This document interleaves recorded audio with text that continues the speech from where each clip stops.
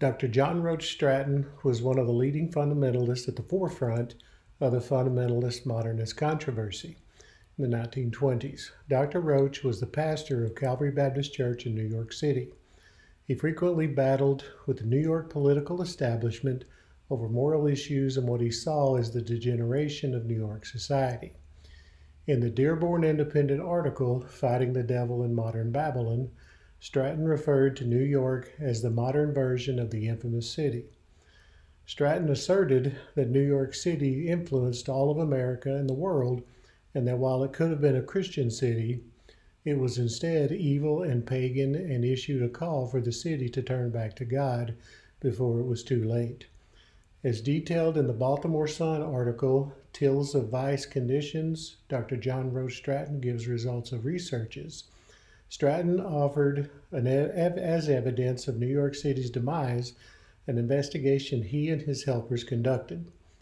Stratton visited various establishments of ill repute and stated that over 5,000 people, mostly young men and women, were there, and he charged that there were more present on one night in those establishments than were in all Protestant churches combined in New York City on Sunday morning. Stratton's open stance often pitted him against leaders of New York. Governor Al Smith was the Democratic Party nominee for president in 1928 and was a frequent target of Stratton. In the New York Times article, Smith Aids Vice, Stratton Charges, Stratton said that Smith was, quote, the best friend of the forces of reaction, immorality, vice, and crime in the land today, and while he was, quote, of a genial and lovable disposition, end quote, Smith was against righteous reform. Smith and his administration, for their part, did not take the criticism and charges without challenge. Smith publicly refuted Stratton's accusations. Stratton would eventually challenge Smith to a public debate, and the governor and presidential nominee readily accepted.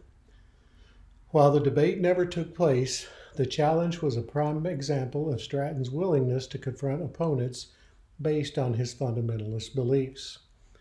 Another example of Stratton's influence in the fundamentalist modernist controversy was his public stance regarding the Franks murder case.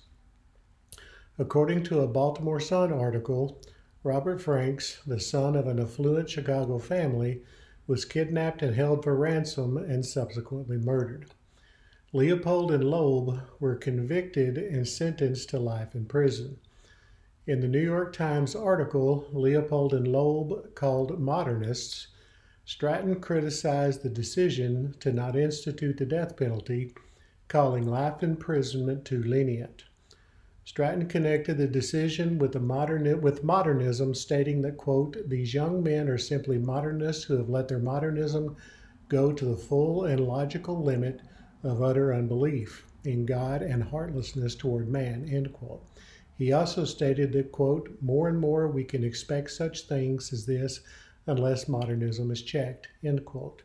The article also states that Dr. Charles Francis Potter, the pastor of the West Side Unitarian Church in New York City, an avowed modernist, agreed with the sentence and stated, quote, along with the idea of hell, which is first cousin of the idea of capital punishment, the latter is passing out of favor in these more enlightened days, end quote.